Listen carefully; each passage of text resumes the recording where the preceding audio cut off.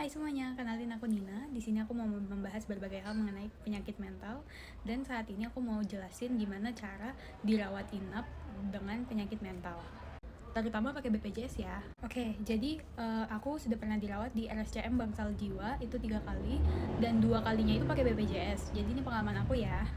Yang pertama, kalau misalnya kalian emang pengen di RSCM juga, which I highly recommend karena itu memang rumah sakit yang terbaik di Indonesia. Jadi kalian tinggal datang aja ke IGD-nya. Nah, disaranin sih kalian jangan sendiri. Sebenarnya bisa aja sih sendiri. Temen aku juga pernah ada yang sendiri banget, tapi biasanya ada orang yang harus mengurus administrasinya. Nah, itu bisa jadi teman kalian atau keluarga kalian. Nah, jadi setelah kalian datang ke IGD, kalian harus state kalau misalnya kalian itu mau pakai BPJS, karena kalau kalian pakai BPJS itu harus digunakan dari administrasi gitu. Setelah kalian selesai mengurus administrasi, kalian biasanya akan dirujuk untuk masuk ke dalam ruang IGD. Nah, nanti kalian bisa bilang aja keluhan kalian, biasanya ini ke dokter umum dulu ya kayaknya. Nah, jadi kalian bisa state keluhan kalian lagi ngerasa kurang enak, lagi ada kecenderungan ingin menyakiti diri sendiri, itu bilang aja semuanya ke dokternya, nanti dia pasti ngerti. Lalu nanti akan ada PPD psikiatri yang datang, lalu kita mulai ngobrol tuh sama PPD psikiatri.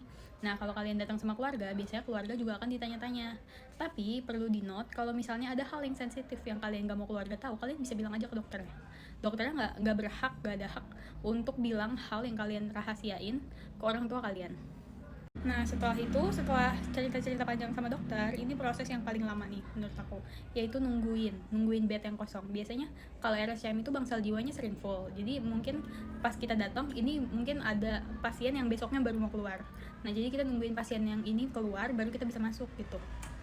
Atau kalau misalnya emang benar-benar full dan gak ada pasien yang mau keluar, itu bisa kalian bakal dirujuk untuk ke rumah sakit lain seperti rumah sakit jiwa.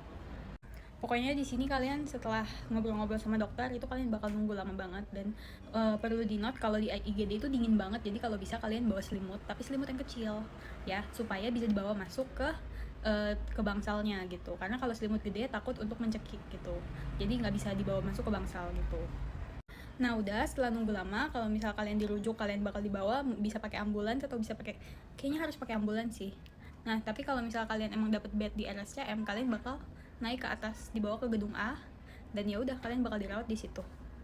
Oke, sekian informasi dari aku. Kalau kalian ada pertanyaan lagi, komen di bawah ya. Nanti aku juga pengen buatin video mengenai pengalaman aku dirawat di RSCM Bangsal Jiwa. Dadah!